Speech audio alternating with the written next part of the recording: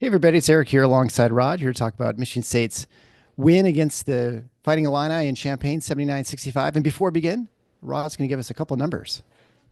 Yeah, I just wanted to get these right off the top to frame our discussion because I think they tell the story of what happened in a very profound way. So Illinois, I'll start with the one I don't think I've ever seen in a game before in my life, before tonight. Over the last, I think it was 3 minutes and 49 seconds, wherever the under four timeout came, Illinois scored negative points because they had a basket taken away that was improperly called earlier, several minutes earlier, a goaltend on Jaden Akins that was very clearly, for those of us watching the game. Eric, by the way, I'm going to ask him what the atmosphere was like because he was in, it'll always be Assembly Hall to me, but State Farm Arena in Champaign-Urbana. But on the replay, it was clear that it was a legitimate block. He blocked it into the backboard. The ball did not hit the backboard first. So that's the first time I think I've ever seen that a team closed out the under four timeout with negative points. That was something. MSU went on a 15-0 run and actually 17-0 if you count the negative 2 points to end the game. Yeah. Illinois did not score for the last 8 minutes and 29 seconds of that game. That's when their last made field goal came. Here's the big one. For the last 31 minutes and change of that game, Michigan State outscored Illinois 64-34. That is your ball game in, I guess I was 4 sets of numbers, folks. I mean, Right. Yeah. it's all right there. And as I say, one of them I don't think I've ever witnessed before, not to my knowledge at least. The others I've probably seen similar runs at some point, but Sure. it's still a rare thing. And to get it on the road and to get it in that building is just unheard of, certainly for Michigan State. Yeah.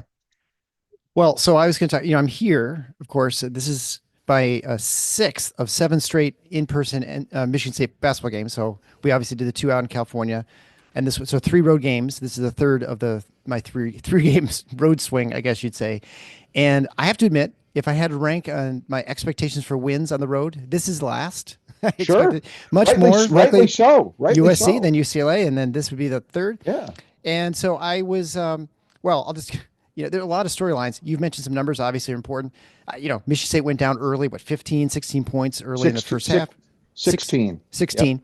Yep. My son turned to me and said, "How much would an Uber cost to get home back to the hotel?" And I said, "This is going to be a long, long day." This is almost a complete flip and reversal from the Indiana game we saw last, where Michigan State started out, Yeah. really well, up 12, dominating the game, and then just, hit the skids. And better defense, protecting the Can, ball, offensive can we rebounding. can we can we talk about that for a second though? Because I Sure. have a take on that. I'm curious what yours was watching Okay. it live. Um, what was interesting to me about that start is Michigan, because it went on for a while. It went basically the first, 8 minutes. 9 minutes, Yeah. 10 minutes of the Yeah. game, somewhere in there, eight to 10 minutes. You can pick your spot in there. Illinois was way out in front, but I actually think Michigan State was doing most of the things you would feel they would need to do to be competitive in that game. It was clear right from the beginning they were hanging in there on the boards. There was never a point that Illinois was just slaughtering them on the offensive glass, which Right. is a big deal against that team. MSU actually was getting some offensive rebounds of their own. Mm-hmm. They weren't turning the ball over, not excessively at all, Right. and that actually held true for the game. I I just felt the defense was a little bit off. I didn't think they were getting over the top of the screens, especially on Yeah. KJ early. And then but even considering that, I didn't think MSU's defense was terrible. No. It actually, in some ways, I was happier with it than I was most of the game at Breslin, where MSU just repeatedly Yeah. got cut to death. Like You no know, adjustments in that game. You felt like they just right, played the same defense the whole time. right. Yeah, But right. even early on, I thought the biggest thing in that lead was Illinois was just hitting shots at a rate they don't normally hit. The Davis kid came in and hit a couple threes. Yak was hitting threes. Riley hit one or two. I mean, this is a team we know, we've talked about it a lot this year. They take a ton of them and they don't shoot a very good percentage. And when they got off to that, I think they hit three of their first four, something like that. They Yeah, got off they're to three that for four. red hot start. It was one of at least my feeling was, all right, it just may not be Michigan State's night, which has happened in that building Hmm. before. Yep. I didn't think Michigan State was playing terribly. Now they played much better as they went along. Even once they got past the first couple minutes, I thought offensively they were doing some things. They were getting some things done. It's just Illinois couldn't miss. Yeah. So I'm not trying to make excuses for it. There are things that Michigan State needed to do a little better, but for the most part, I thought even during that onslaught, it wasn't terrible. It was better than we saw absent like the first 5, 6 minutes of the Indiana game at any point. Yeah. No, I agree. Yeah, I think Illinois missed the next 15 threes. I think they were 3 for 19 for a little bit. I think, but I could be off of that. Maybe they made one of No, those. well, yeah, no, I think you're pretty close if that's not exactly it. I know they missed their last 15 shots from the floor to close the game. Well, I I mean, mean, in the first half, I think they hit the three of the first four threes, and then I think they missed. I think they missed a lot, but um, yeah, they were so they like, were they were six for I believe they were 6 for 17 at the break. yep, that sounds I right. think. Okay, so then it's Yeah. probably so.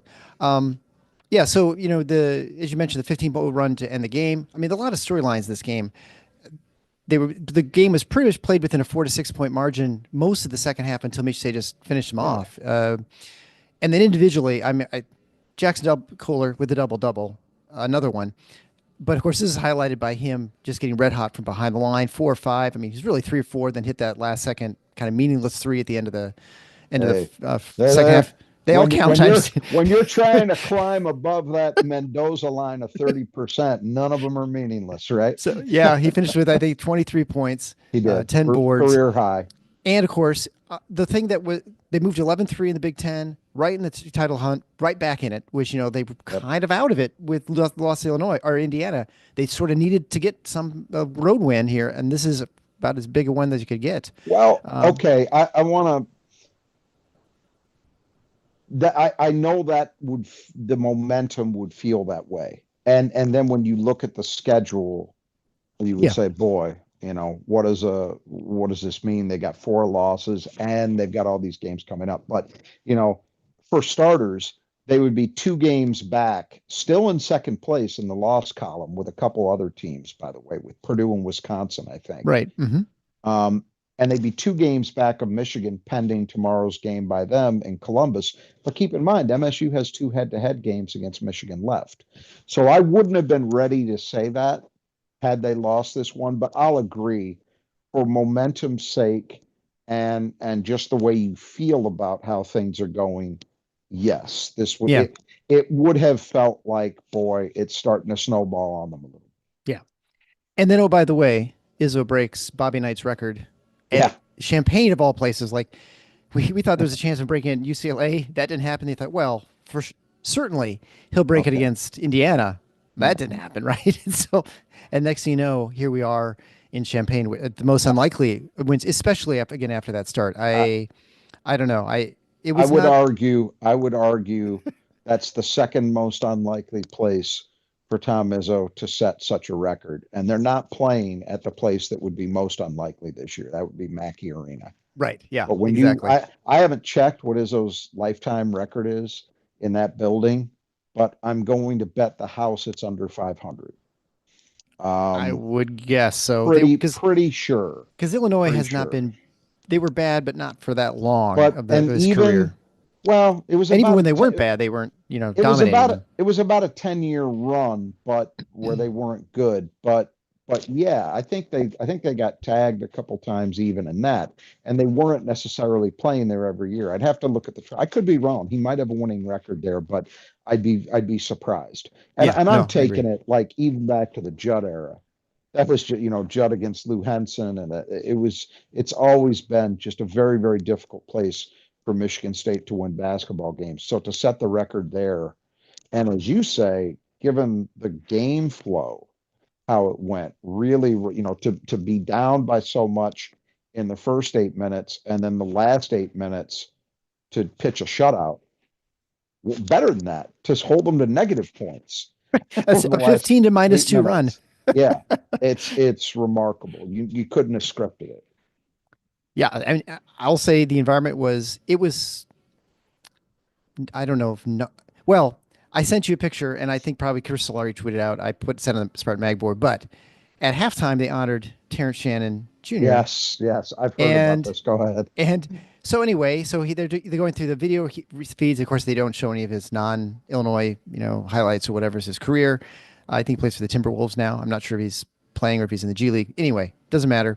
Then at the end, they have at the top of State Farm Center, they have all kinds of banners all the way around of all various players from who played at Illinois, obviously, and they're getting ready to race it. They lower the bar down. It's got his name, jersey or whatever on the banner, and it's all tied up. There's a big red ribbon around it, and he reaches up, he pulls down the ribbon, and it unfurls upside down. So Can I ask it you was at that unbelievable. at that point, did you kind of feel like, yeah, we're winning this game No, I did not feel that way. I wish I would, as an but omen? yeah, I thought if Michigan State wins this game, that will be seen as an Yes. omen for sure. Yeah. And I know he just was looking at it, and he just looked stunned. And everybody in the court was like, "What just happened?" People in the crowd around me, they're like, "Oh, someone's getting fired," and and unbelievably, they did not adjust it. They just raised it right above so it sat the entire Oh game, my the second God. half, above the scoreboard, upside down. I It's I, the I believe funniest thing. I believe I saw a picture that they after the game they got it straightened out. Here's the thing. I did read that apparently he came into MSU's locker room after the game, congratulated Izzo on setting the record. So, nice move Yeah, by him on a night that, in part because of what you just mentioned, in part because of the result, doesn't probably doesn't feel as good as it might have. And look, we've seen those kind of things at MSU. I can think of oh, two unfurling banners that games, they didn't end up winning, right? I two think. get no, well, no, no, no, not that they didn't end up winning, but two games. One was Izzo's first Big Ten title against Purdue. They raised it before the game, and then Right. Purdue beat them, so it was a shared title. Right. And Yes, I that's what I'm thinking believe of. I believe it wasn't the same kind of thing. They waited till afterward, but Michigan State lost the regular season finale against Ohio State in 2012, Draymond Green's senior year. Um, which brought them into a three-way tie with Ohio State and Michigan for the conference title. Yep. And they raised the banner afterward, but it was not exactly, it was senior day too. A And it Pyrrhic was victory. not exactly a sunny atmosphere around that. So we've seen those kind of things before, but Not like that. the interesting thing to me, I believe they already did in their game against UCLA. I believe they had Kofi Coburn there, and then this one was Terrence Shannon raising their jerseys to the rafters. I, I've just got to say, and I know we've taken a lot of shots at that program in recent years, and I think for mostly justifiable reasons, and this is another one. No offense to those guys. They were both very good players over Yeah. their tenure at Illinois. But are you kidding me? Well, Seriously, are you I, kidding me? I don't Raising know if that just says so much about that program to me. Guys like that, I mean, we are still waiting for guys who played before those guys at Michigan State, who played in Final Fours, yeah. Well, who were National Player of the Year serious contenders, two of them, Denzel Valentine and Cassius Winston, who have not had their jerseys raised to the Breslin rafters yet. I mean, it just guys like Charlie Bell, who won as many games as anybody in Michigan State history, did not know what it was like to not win a Big Ten title in his career. He was 4 for 4. went to 3 Final Fours, won a national championship. That guy does not have his jersey in the rafters yet. It's again, no offense to what were good players, but that's the thing. There's good players, there's very good players, and then there's guys who have their jerseys sent to the rafters. And I do think it says something about a program when you look at that. And I'm not saying that those guys maybe never deserve. I'd have to look at where they sit. I don't think either one's probably all that high in terms of Illinois career marks because Shannon only played there 2 years, right? And Right. Coburn, was it three or I think it was only three. Probably. Yeah, So I think so. so they're probably not that high. And you can't say like, well, the guy's the all-time leading rebounder. I don't think that's the case. I could be wrong. Yeah. But it just, I, yeah, I'm not it sure if they says were something actually about that retired program. jerseys. There's so many jerseys that They're there can't not. be many numbers left. So, They make and I a, don't even know if it's I didn't see Coburn's, for instance, up there. So but I you don't know know if what? Maybe uh, his comes later. I thought it was a UCLA game. Maybe it's the next home game. you But could be his right. is hit. No, I know it's happening this season. Right. I think you're right. I believe you're correct that they're not retired. They're Yeah. just honoring those players. But then what the hell is that? I, You know, it I don't just know. it's you know what? It's one more thing that just solidifies for me not a serious program. Second rate. When you're talking about the truly elite programs in the Big Ten. I mean, Michigan doesn't do that crap. I'm seriously. Yeah. That's Yeah. and so what does that say? Anyway, that Yeah. end of rant. Okay. Well, it was very orange in there. I can tell you that much. I don't think you've ever been to this.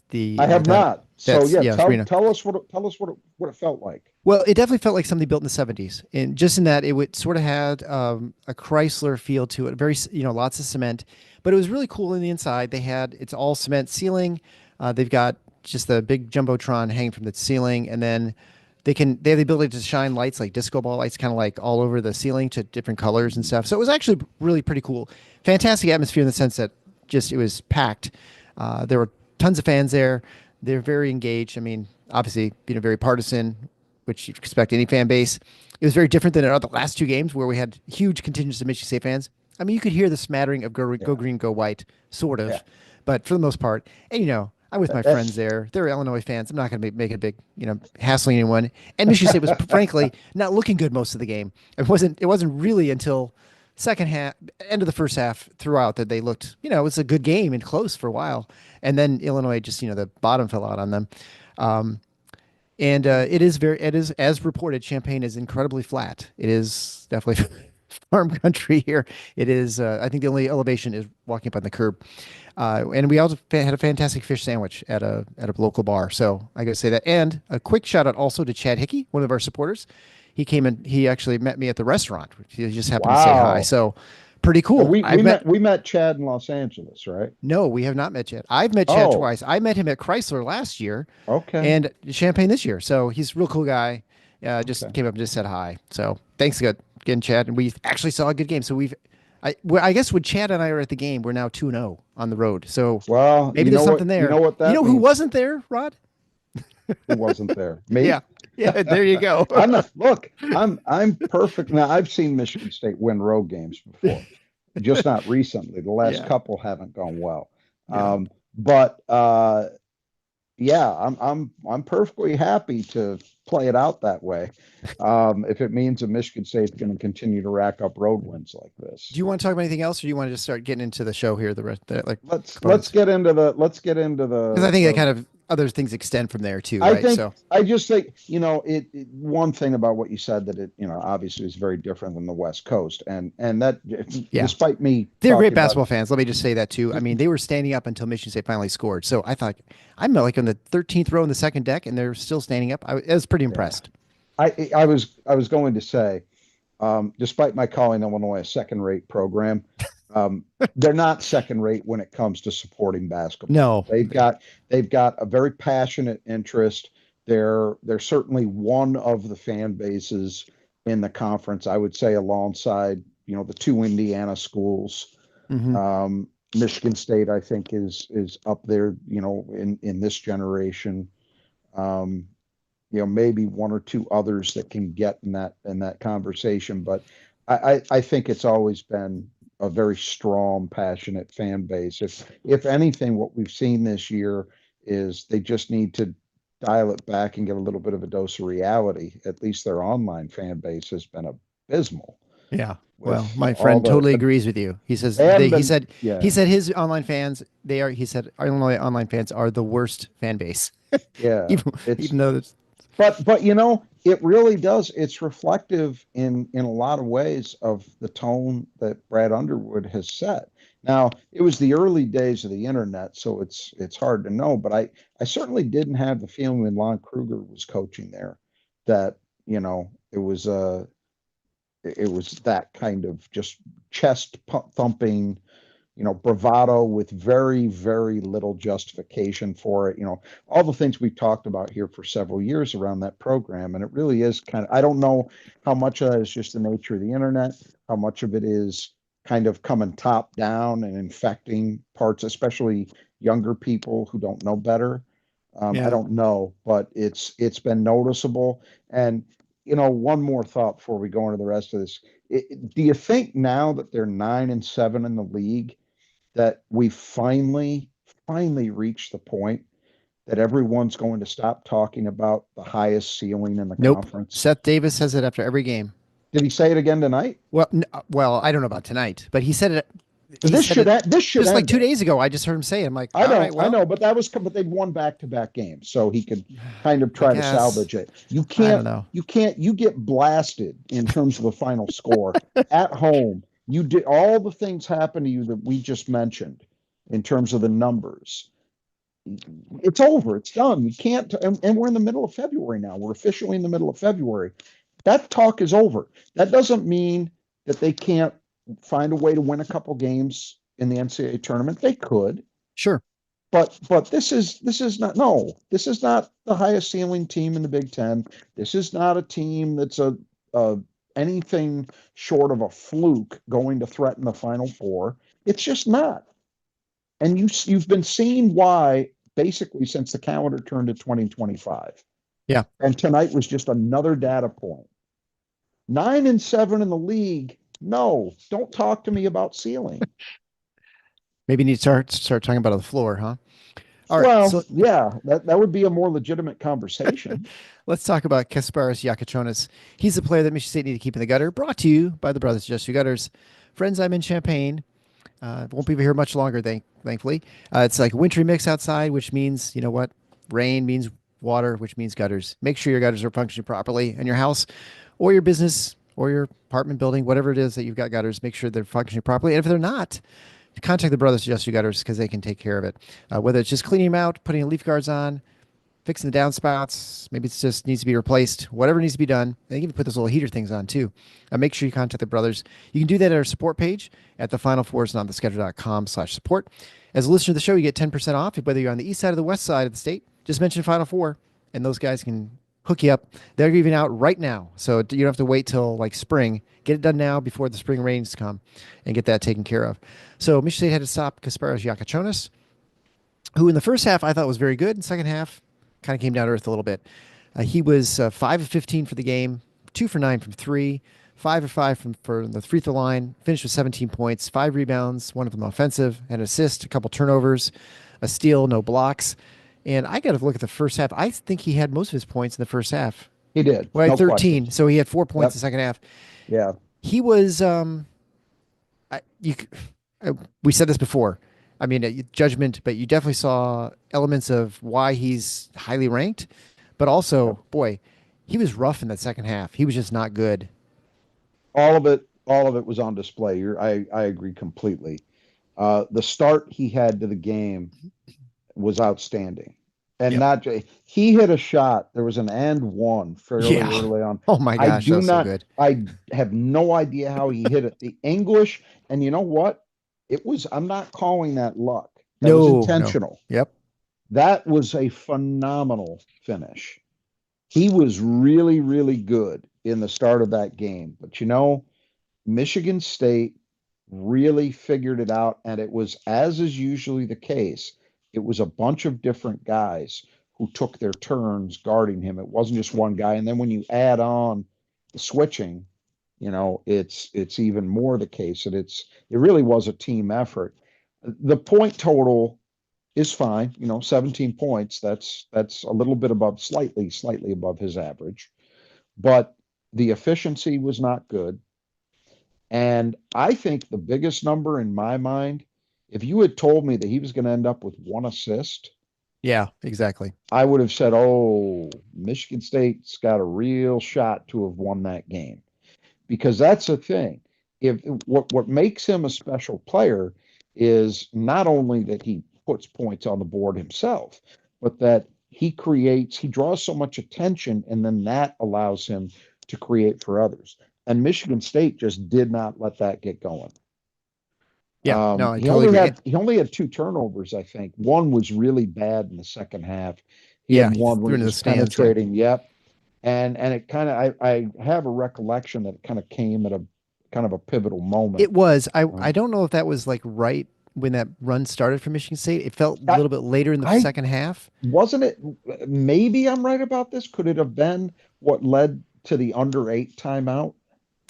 Maybe. I mean, It he was had in I that think he was like throwing to range. Humberkaus in the He corner, but he was like in the threw it corner. 5 feet to the left of him, Yep. like Yeah. not even close. He's I think driving, trying to make some fancy pass. Yep. He's the kind of guy who he has the ability to hit those really make those really amazing passes. And I felt like this with Denzel Valentine when he first started. Like you saw the ability there, but he's also thrown in the stands as a Yep. freshman and a sophomore. Just sometimes 100%. you just need to make the right pass as opposed to There's the dramatic pass. And I felt like there's a that's sort of there's him. an there's an Izzo line that I know, 2 of them that I know he used with Denzel, and I think it actually started with Judd using it, where he described guys as his career went on at Michigan State. One of them was calling somebody Tragic Johnson, um, and I'm pretty sure Yeah, that's that got to be a got Juddism. Yeah. applied to Denzel, but also I know Izzo would, and this may have also been another Judd line, but it's definitely one Izzo's used. Harry High School, it's like a Harry High School play, or a guy who's used to just dominating at that level Yeah. and tries things at the next level that just are not going to get it done. You're absolutely right. That was something that Denzel really needed 4 years to fully refine, because he was early on in his career. He was a guy who tried to be a home run hitter. And sometimes he'd make the spectacular play, but sometimes, Yep. it would blow up on him. That's one thing I'll give, you know, talk about another MSU great. Cassius Winston, I don't think ever did that. Cassius could make spectacular plays, but he made them almost unspectacularly, if you get my drift. Like, he'd make Yes. big plays, but they weren't those wow, jaw-dropping things that you get from Denzel or from KJ. And I think you're exactly right. It's a very valid comparison. Obviously, KJ is a better talent at the same point in his career than Denzel was, but I do see that similarity. And it happens, guys who have that kind of ability, um, they, with some justification, I think, have such self-belief that they figure they can make those plays at any time. Right. And it doesn't work out that way. And what you learn over time is you learn to refine your judgment. And that part is maybe not dialed in. I mean, we talked about in the pregame. Yeah. He's That's his. he's Yeah. got a His lot thing. of assists this year, but he's also got a boatload of turnovers. Yep. And when you, as a point guard, when you can't even get to that 2-to-1 assist to turnover ratio, that's usually indicative of a problem. Yeah. And I think it has been an issue during this stretch that Illinois has been on, where I think this makes them now 5-6 in their last 11 games. And with Duke on tap, by the way, Yeah. in a Right. weird non-conference game next weekend. So it's something that, and Brad Underwood isn't going to get a chance to help him refine that, because he's going to the NBA.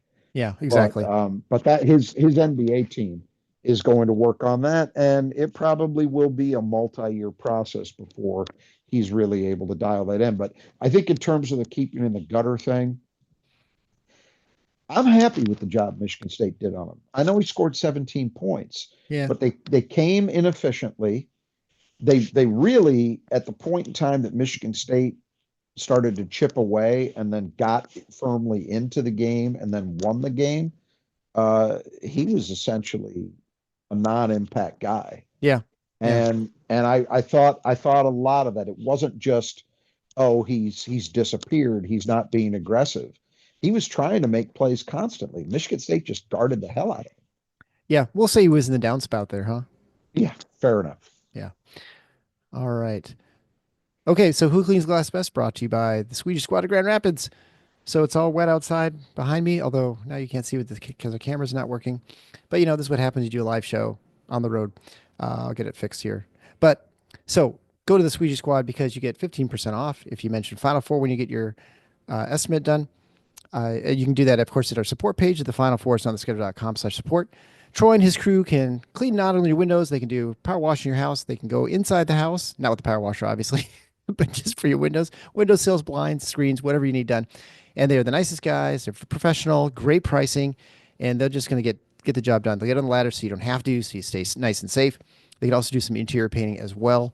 Again, 15% off. You can't beat it if you're going to get things done in the Grand Rapids area, and that is a very large area, including Kalamazoo, even all the way out to Lansing. So if you got a window that needs to be cleaned, whether it's your house, your business, maybe your high rise or something, they've even cleaned the state capitol. So they can take care of any job, big or small. Make sure you call the Squeegee Squad at Grand Rapids.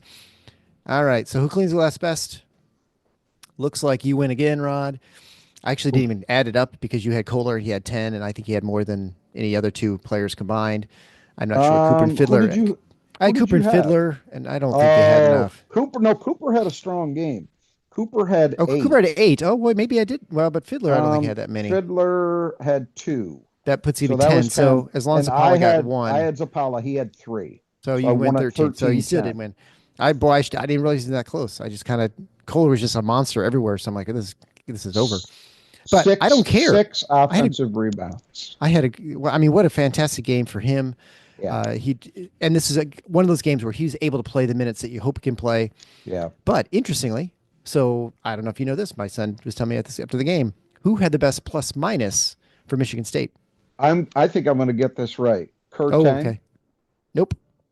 Oh, close. Now, yeah, Tang interestingly played. So we'll talk about him in a second, I suppose. But it was Carson Cooper with plus 25. I believe that. Yeah. I thought, it's not getting a lot of attention because, in part, because Michigan State has been in, kind of have taken their first losses of the Big Ten season, right, during this Yep. stretch, and it's been a lot of uneven play.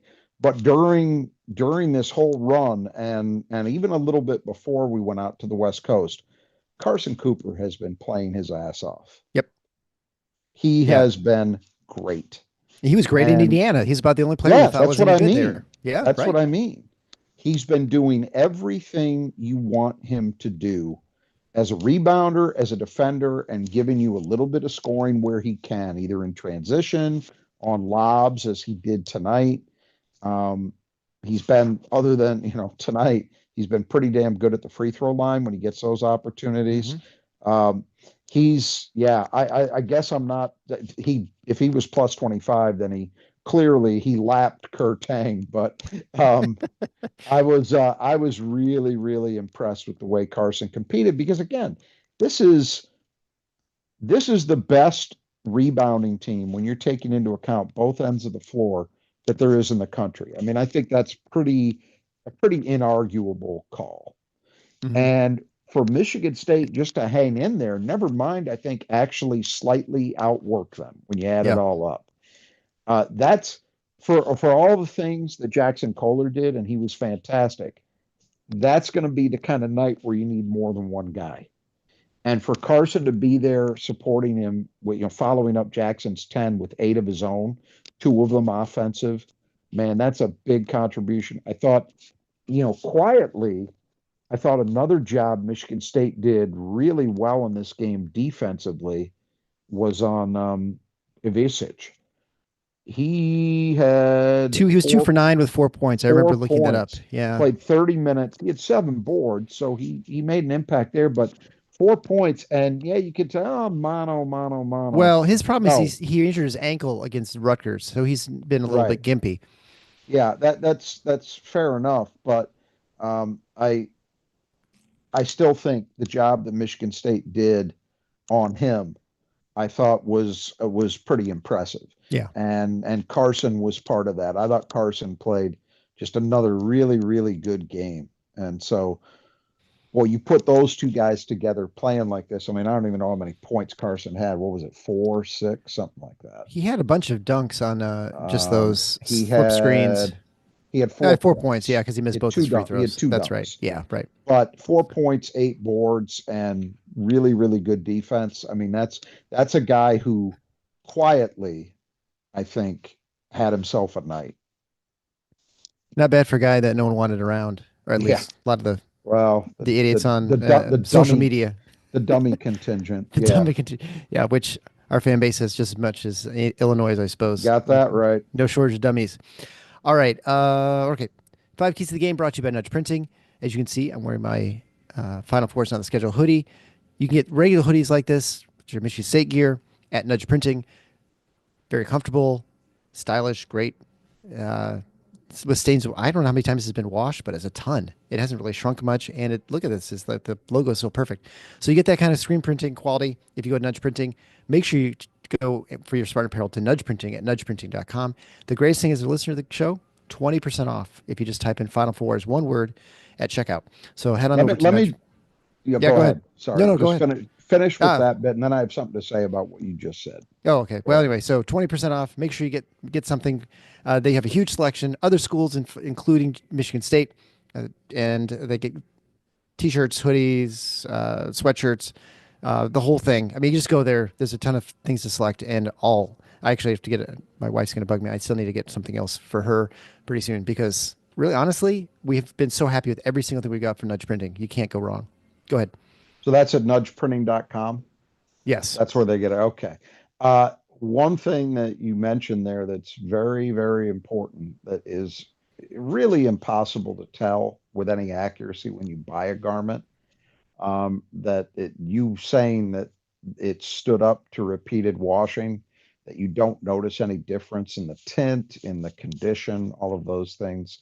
That's a telltale sign of people that are actually uh, that actually care, and they're using Right. high quality garments to do their printing on. I don't know who Nudge uses as their primary shirt vendor, but that speaks to quality because that's something that is a very common criticism of a lot of stuff that you'll buy is, well, I've washed it, 6 or 7 times, and now it's starting to look a little threadbare, and blah Yep. blah blah.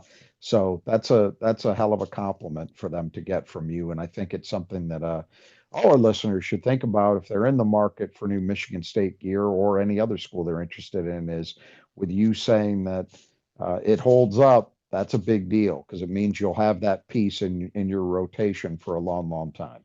Yeah, actually, it is a little bit of a problem because you just start accumulating and doesn't get old, so you just have more and more stuff to wear, which That's a good. That's the good problem to proverbial have. good problem to have. Good problem Yeah, to have, exactly. right? Buy them for your friends, relatives. All right, so let's go through the keys of the game.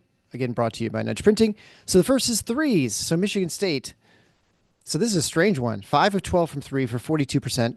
Pretty good. One of those was kind of like a junk one at the end, but Carson or They Jaxon all Kohler four. count. Jaxon Kohler four. I was meaning the one that they threw kind of just said the shot clock is expiring. Just say use up This 30 year, seconds this with Trey year they Holloman. Yeah. all. I'm taking every single one Yeah. of them Well, they make. Holloman had that one miss, is what I was going to say. He Right. missed. Kohler was 4 or 5, and then Booker 1 of 1, and those were the 5 threes. Now, I Yep. think the most important thing, of course, is the 12, and that's the one that you focus on for Michigan State, which is Yes. like 15% of their shots were from three. Illinois, meanwhile, was 7 of them, but they took 33 for 21.2%. They only had 67 field goal, so almost 50% of their shots were from three. Yeah, and that's. I mean, you just described it, right? Yeah, that's the game Is right there. exactly what we talked about. That to win a game in Champaign, you're probably gonna have a tough time if you don't get any production from three. And Michigan State didn't get a ton, but they got enough. Yep. Five makes, that's enough, But the bigger thing is it wasn't a predominant part of their offensive attack. Uh, Michigan State outscored Illinois in terms of points in the paint 40-30. Yeah. So that's a big deal to have that kind of advantage. Because and why? Well, in part because that's what this team does. You Yeah. know, Michigan State is a team that has had success this year for a few core reasons, and one of them is they are efficient from two. They are better than the opposition from two. They were better than the opposition tonight from two. And part of the reason for that is they weren't settling Yeah. and just hoisting up threes. Now, it's funny. I I always love, and it's a pretty good indication of and I don't mean to mock anybody really, just a little bit. But um when you'll hear fans coming out of that Indiana game that say every coach is going to just throw his own at Michigan State. hmm It's like, no, they're not. And why aren't they? Well, one of the big reasons is these guys have egos. But two, it's that apart from just the ego thing, most coaches approach the game from the perspective of we do what we do to win basketball games. All right. So it was always, and by the way, here's a news flash for you. You know what Purdue's not going to do on Tuesday night? Play much zone. I'm going to bet the house on that. Because they don't do that either. And Illinois really doesn't. I think we had talked about this, right? That I'd said if there was any coach in the league that I could see just changing it up based on something like that, it might be Underwood because I can't quite tell what his actual core principles are over the hmm years because they change constantly. And whatever, sometimes that's worked for him. I Yeah. really don't mean that entirely as a knock, but you saw it tonight. Like he wasn't going to do that. And so that meant that Michigan State wasn't going to get suckered into that. They could run their man offense and they stuck to it and they didn't settle. I thought I thought there were several shots tonight actually that would have been at least okay threes that they passed on. And Yeah. and that was a good thing. I say that positively because they didn't just settle, you know. Yeah. Um, Illinois, on the other hand, you know, we had talked about how 2 games ago when they beat Minnesota, they were way under their seasonal average in terms of 3-point attempts. And then their last game, UCLA, they were back right about where they typically are, but they hit a ton of them. But okay, is there really a change going on in terms of how this team approaches things offensively, or are they just going to keep hoisting them up? And we got our answer tonight. They're going to keep hoisting. And 7 for 33, whatever that is, just a tick over 20%, right? Yeah. But let me break that down for you just 1 second. Yeah. So 6 for 17 in the first half, Yeah, which one was for okay. 16, 1 for 16 in the second half. But there you go. I So mean, what does that's that say? insanely What does that bad. say? What does that say? Yeah. What it says in part, at least to me, is hey, we're going to keep doing this. This is who we are. And results aren't going to change that. Yeah. So they must believe that next one's going in, It's all which the is fine, analytics. which is fine. That's a shooter's mentality, and if your program has decided that you're going to approach things that way, that would be the kind of thing that you would hope for as a player that would engender confidence, right? That hmm nobody's got a red light or even a yellow. Everybody is emerald green in terms of what the shot selection should be. But it does show you that even when they're not falling, like Michigan State, I think this year, for the most part, Indiana was obviously an exception to that. But for the most part, on nights where it's just been obvious, hey, it's not going, I think Michigan State's had a pretty decent resolve in not just shooting themselves out of a game. Yeah.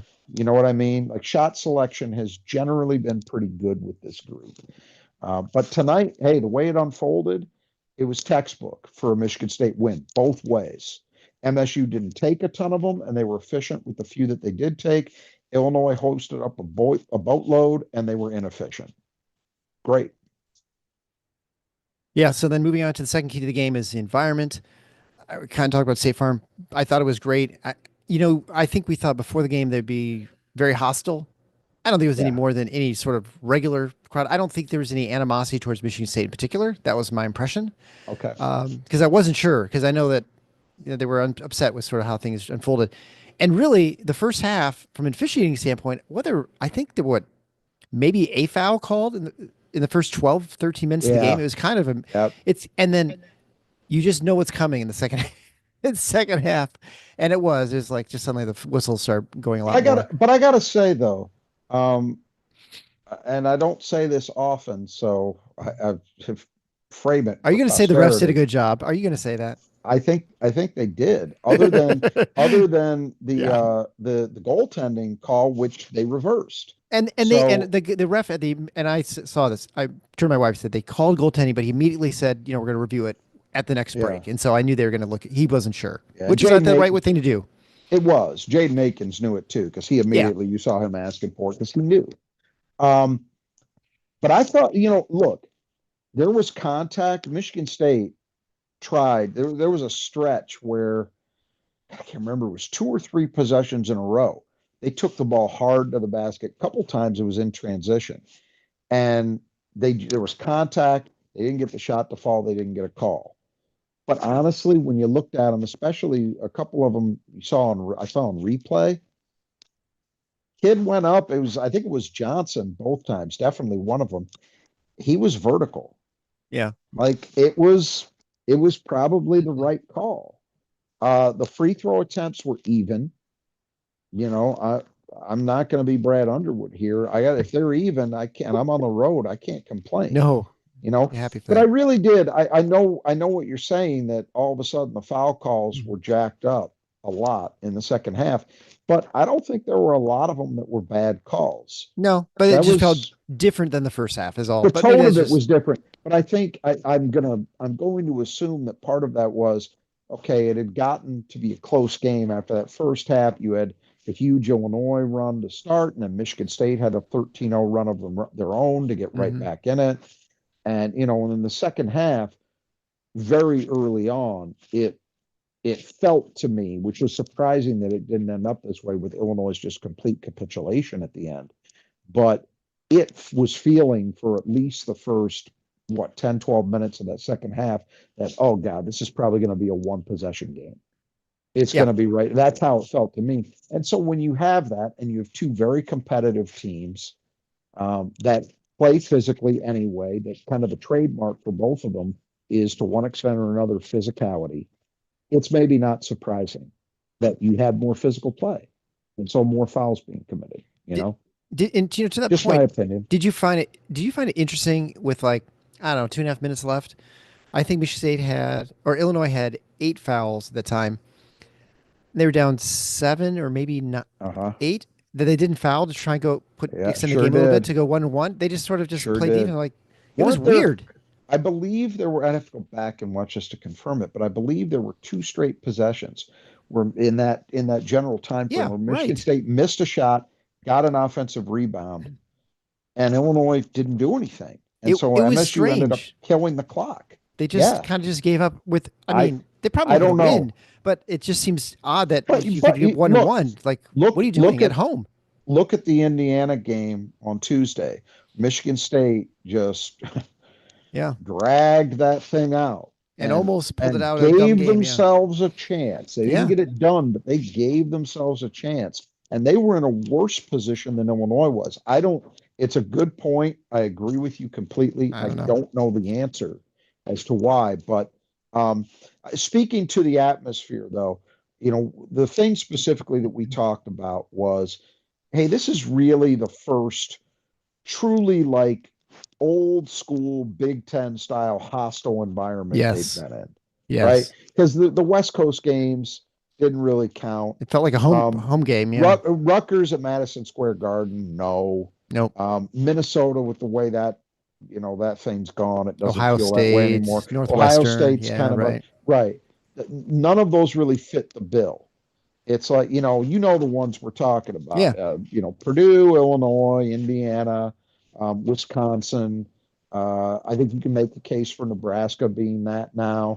Um, depending on the year, maybe Michigan gets into a Yeah. little bit of that, although De- I Depends hesitate on, to give them that it much is a credit. rivalry game. It feels more It rivalry. is. Yeah. It That makes is. a difference too. Sure. That alone makes a difference. But um, so that was a new test for Michigan State. It was really the first time this year they faced that.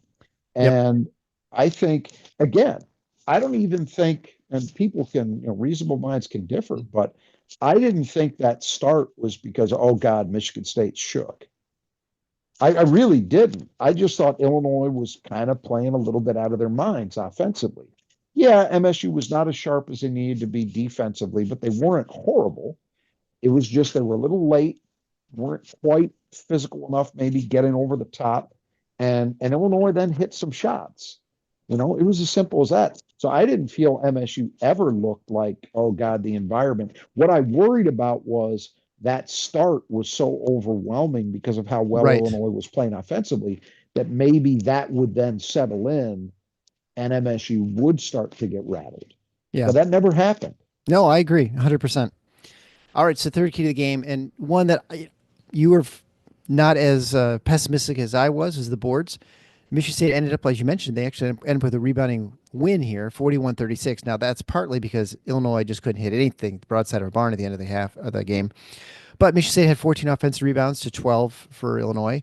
Michigan State offensive rebounding rate was 40% to Illinois' 30.8%. So Yes. I mean, that's a gigantic win to keep Illinois on the boards just Huge. at 30%, and then to Huge. get 40% of yours. I think from second chance point standpoint, I think it was Was 18 to 18 to 12 12. Yeah. edge of Michigan State. So again, there's a win as well. I man, for all the things I said this on our Twitter account, everything that was wrong Tuesday was right tonight. And that's a It simplification, was a total reversal. You're right. There but was the but hustle, the it aggression. really Yeah. was. Yeah. All that stuff and nothing as much as the rebounding. Just that team to do that against that team in their gym. That is just phenomenal work. Yeah. Hats off you. I mentioned it. Like this is not a night where you can just have one guy kind of drag you to the finish line in terms of the rebounding. It's going to take a team effort. And to have Jaxon Kohler and Carson Cooper combined for 18, and then I want to see if there's anybody else that we can call out because it was really a team effort beyond that. You have Fears Jace had Richardson one. with 3. Carr had 2 offensive Aiken's only a rebounds. 1. Fierce had 4. I'm talking total Oh, rebounds. total rebounds. Zapala Yeah. had 3. Tolliman had 2. Cohen had 4. Book had 1. Fiddler had 2. Kurtang had 1. I think it was a team effort, and that was what it was always going to take against this group. And for Michigan State to not only hang in there, but actually win that battle. And look, my opinion, you win the offensive rebounding rate battle by close to 10% against Yeah. that team. That is phenomenal. Yeah. That is phenomenal because that's the best rebounding team in the country, All bar right. none. So the fourth key of the game, which I thought was big, is the turnover battle. And so Yeah. Michigan was 7 turnovers. So that's one of the best they've had in, I can't remember how long it's been, how many Long games have been time. with it, like Might even might even less be than 10. back to this. Might even be back to December. I'm not Probably when they're positive, playing but very it's inferior close. competition. Yeah, maybe. Yep. Illinois, not with a lot, 11, but they're very, very costly ones. And the points off turnovers is interesting. Michigan State with 21 points off those 11 turnovers. Now, they're most of them were dead ball kind of turnovers. Not all of them, but certainly some of them. And Illinois only had 10 points, so an 11-point edge there and points off turnovers just from a 4 turnover difference. So that was pretty big. Wasn't that the?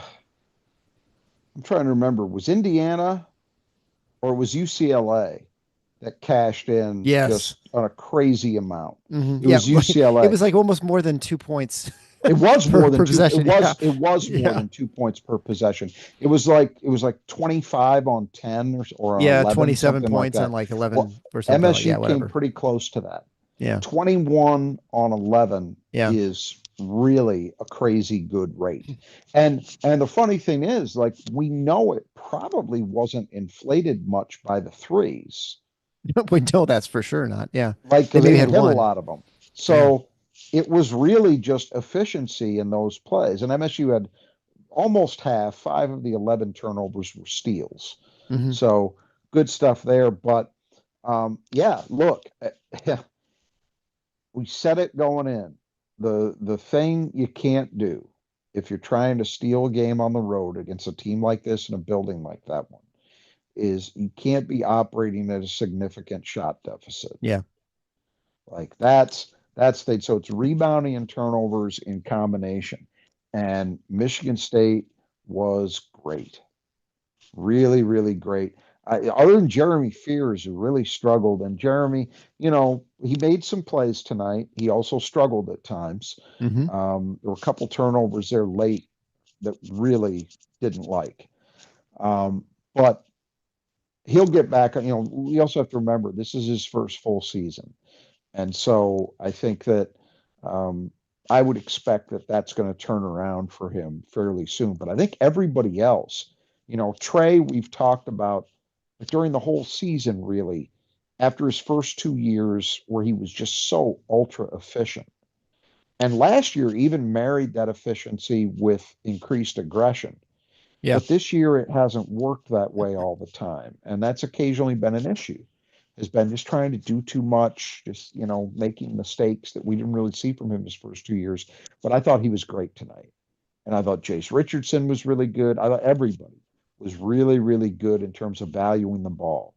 And, when you do that, you're going to get, and you combine it with the rebounding that Michigan State put out there, well, you're going to give yourself a hell of a chance to win wherever the game is being played. So that was a big deal. Yeah. Yeah, definitely. And I do think also, although Jeremy was not as, I thought I feel like he's sort of turned the corner a little bit. I think he was better tonight. And I He think was. he's He was on better the, than he I think was he's on against the, Indiana. I think he's in Yeah. an upslope. I think he's maybe got through whatever funk it was. Maybe it's just, not being healthy, which can do it as well. That could be it. And I don't want to go too far with that stuff, Yeah, but we're just, there were but I'll tell you, when that game was still kind of in the balance, when because it's I mean with three what at that under four timeout, Michigan State went into it only up two. Now they came out of it up four because that was the point that right. took away the Yeah. goaltending call. But that was, Izzo did the right thing, obviously. He went to Trey Yep. because it was just Trey's day. Trey was a little better was in terms of the decision making, and I think that was really important to be able to turn to that guy, given how and that's how it's been all year. He always says the players determine the minutes, the players determine the roles, and the players also determine who's playing in what situations. And I think that's what MSU did tonight. All right. So the fifth and final key to the game is aggression. I Michigan State. I've won. Michigan State had a 6-2 fast break edge, which I think was the right totals, but that doesn't certainly. I think aggression is almost more measured in the rebounding here, probably in this game, Yeah, in part and attacking the basket. And I thought they did a much better job that. attacking the basket this game Yes, than they had in yes. the past. Which and what's impressive, I think, about that from an offensive rebounding standpoint is they got a lot of offensive rebounding work done on short shots. Like sometimes you think with the long shots, the stranger sort of caroms off the threes, but this time they were getting in traffic. They're getting some rebounds too, which I think really shows that aggression. It does, but that's not Michigan State's game anyway, because Michigan State doesn't shoot a bunch of threes, so they typically don't have a ton of long rebounds, right? Right. So what we saw tonight is kind of the blueprint. It's just out tough the other guy, get those contested rebounds on the offensive end, and we saw Jaxon just as a machine out there tonight, but he wasn't the only one. Where you get 14 of them, that's against this team, that's doing some work. Um, I agree. That was a sign of aggression. I think the way that they responded to that early Illinois barrage defensively and actually turned it up a notch, I thought got more physical. That was a sign of aggression. And very definitely, as we talked about before, not settling. Like the jumpers they took, those long two jumpers, and there were a few of them early in the game They were big shots. Illinois plays a lot of drop coverage. That's something that Brad Underwood clearly believes in. It goes at least as far back as when Coburn was there, because that's the only thing he could do. Right. But like I look at Johnson, and I don't know. I don't watch I watch a lot of Illinois basketball, but I don't see every minute of every game. But to me, that kid looks like he could play something other than drop coverage, but they really don't. That's whether it's Ivisic or him at the five, it doesn't matter. Those guys are in drop coverage.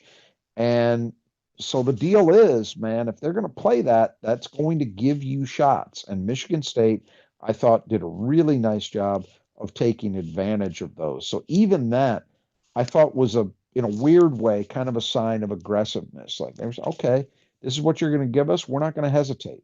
We're going to take them. And you saw Trey hit a few of those. You saw Jaden hit some. Jeremy hit one early, I know. I think it was the first basket of the game, actually, for MSU. Yep. It was on a mid-range jumper from Jeremy. Uh, but then they also, as you say, they were also aggressive in getting to the rim. And this is one of those games where I don't think the free throw line tells the whole story, because they only had 13 free throw attempts. But, I give credit to Illinois. Like, Illinois did a pretty good job defending at the rim without fouling. Just big guys staying vertical, allowing some contact to happen, but not contact sufficient to justify a foul call. And it made it tough on MSU. But you know what MSU didn't do? They didn't stop going. Yeah. They kept going to the well, and they got rewarded for it. There was a stretch in that game. Jaden had a really weird game because Yeah. he ended up, did he get in the double digits? He was No, close. not quite. He had 8 He had points. He was 8. 3 of 10. Okay. But he had that stretch where I think all 8 came in, I don't know, maybe a 5 or 6 minute period. Couldn't Yes. have been any longer than that. Because he And was he matched was, up against Jaxon. He just kept driving yep, past him. he did, and finishing. Yep. And a couple of them were not easy finishes. It was over some length. And he also missed a couple trying to be aggressive during that period. But I was impressed by his mentality to stay in it. And then when the moment arrived, as you say, for him to take advantage of maybe not the best defender in the world, he took care of it. He stayed aggressive, went to the rim, got it done. Um, so Yeah. I was really impressed with the way Michigan State responded in this game, exactly the way you wanted to see them respond. It's the way you'd expect a team that sees a championship in its sights Yeah, would respond. And that's, 100%, we 100%. didn't know for sure that's how they'd respond. We kind of thought they might, but I think the way they responded was very impressive. And back to Akins for a second, my wife turned to me and she said, "Don't they know he's left-handed?" I Wow. said, "Well, they must not have read the scouting report. They must have Yeah, missed that." yeah. Um, before we go on, one thing early in that second half, Morris Johnson was just tearing Michigan State apart. They do the pick and roll, he'd slip, and because Michigan State was doing a really hard hedge, he was basically wide open underneath every time. And I was trying to figure out why why did uh why did they stop going to that? I don't know. Did you notice, was Michigan State playing him differently Well, later in the second half? I don't know that I'd have to go back, I guess, and rewatch Yeah, it I to don't see if know. there was a lot of that. I don't think a lot of it actually came via pick and roll. There were some possessions where the ball just kind of found him around the rim, and he finished, Hmm. which was fine. Those are good finishes. I have, Jaxon Kohler had a play or two like that, Yeah, where the sure. ball just kind of found him around the rim. But there was one in particular that I remember during that stretch you're talking about where he was really going off, where Will Riley had Cohen Carr on him, Yep. and Jax Jaxon Kohler had stepped up to provide help defense initially, and it cut it off. And then Riley, the ball backed out. Riley went again, but Cohen had him. And Jack stepped up Yep. again, which left Johnson wide open under the rim. And the problem with that is if that's say a 6'4" guy, well, maybe that size is going to pose a problem for him to make the pass. But Riley's like 6'8". Right. So he could see it, and it was an easy play. I thought there was some of that where Michigan State just really didn't um, made some defensive mistakes Yeah, that left him. And to his credit, he moved in. That's a big part of success in basketball, right? Especially for big men, is being able to see an opportunity and move your body to get into that spot so you could take advantage of it. And that's what Johnson did. And then he had a bunch of points at the free throw line. I forget, he he's actually a really shot good pretty player. He well. really impressed me. He's going He to be a is. He good. was five. He was 5 for 7 in the second, and I want to say all of those or most of them were in the second half. Yeah, he's. It wasn't like a world beating. 17 points, 5 boards, and 2 blocks. But I'm with you. I mean, he's He's a true good. freshman. You would hope if you're Brad Underwood that he's a guy you'll be able to keep at least for one more year. Um, and I don't necessarily see him as an obvious early entry candidate. Like Oh that's no, I don't think so. I mean, I think he might have an NBA future. I wouldn't rule that out by any means, but I don't think he's a guy that you're going to. Maybe I'll be wrong.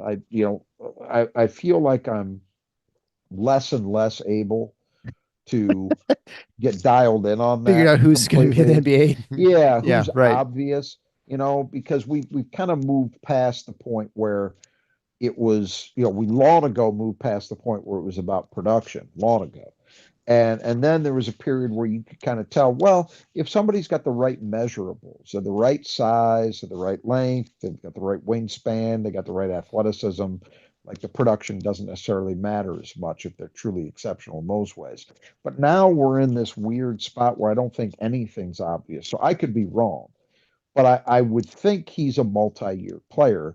And I'm with you. I mean, as soon as next year, I would imagine he's going to be the starter at the 5, unless Yep. they add another 5 and he Oh, you saw the continues guy to they start at brought the in from 4. Italy. Yeah, but he's a 26, Oh, so he's he's two 26. Oh, years okay. away. Oh, He okay. won't be there next year. Um, so I don't know what's going to happen on that front, or if they add somebody in the portal, that's always possible. But whatever spot it's at, the 5 or the 4, Johnson's going to be a load next year.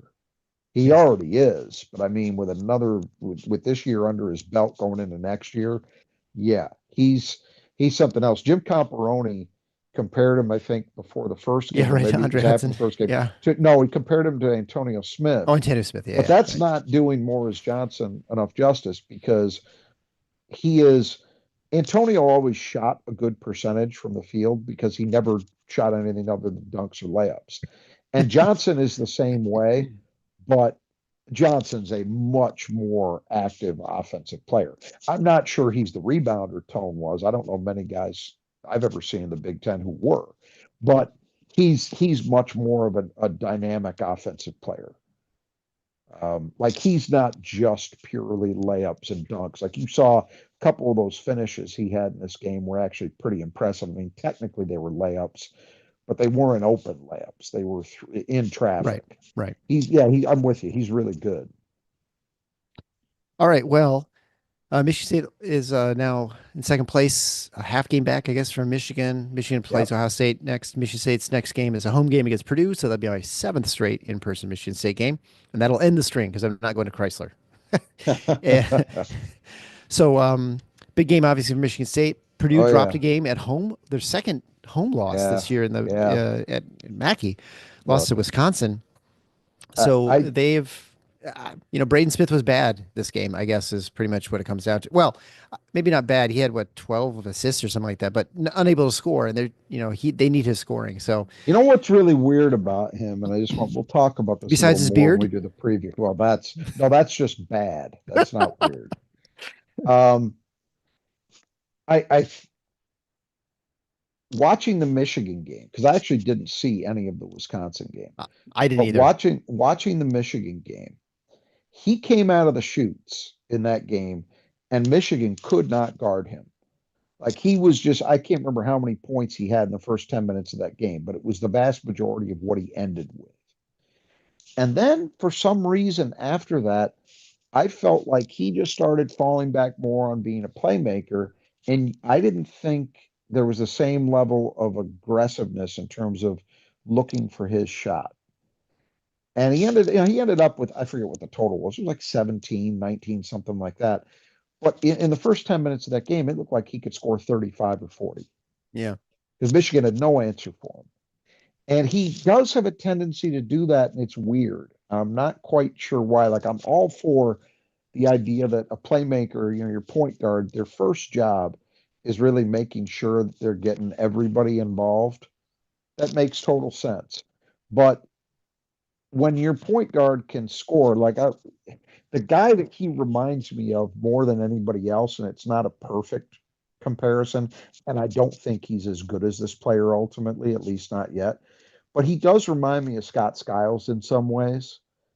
But Scott Skiles, one problem Scott Skiles never had was kind of disappearing Yeah, no, from looking to score. Like Scott Skiles was looking to score, not selfishly, not in a way that you're like, wow, he's taking a lot of bad shots. He should try to make things better for his teammates. No, but he understood how important he was to those teams offensively. And Braden Smith is just as important, I think, to this Purdue team. Because look, Purdue's got really three guys. They've got him, they've got Fletcher Fletcher. Lawyer, Another and dollar and in the jar. and Trey, yeah, and Trey Kaufman Wren, who's Yeah, become a very good, arguably the best pure post scorer in the league. It's those three guys, and they're carrying that team offensively, absolutely carrying. So I don't think they can necessarily afford games where Braden Smith just kind of puts himself in the tank, you right. know?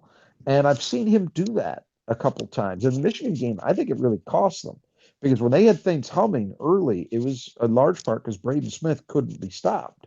And it wasn't like Michigan really stopped him either, in my view. He just kind of went into a different mode. So I don't know not having seen the Wisconsin game, I'm not quite sure what the deal was. Very impressive win by Wisconsin. And now I've been hesitant to really put them in that upper tier group of Big Ten teams, but at this stage, you kind of have to. They won four in a row, right? They're And you playing win well they've only and got at four Mackey. losses, Yeah. and you win that game at Mackey. If I'm going to say Michigan State's win in Champaign Urbana, you know, verifies that they are in fact in this thing for Right. real. I got to say it the same thing about Wisconsin, but it really is looking like a fascinating race because I'm going to be absolutely shocked if Michigan just kind of stays out in front. I don't.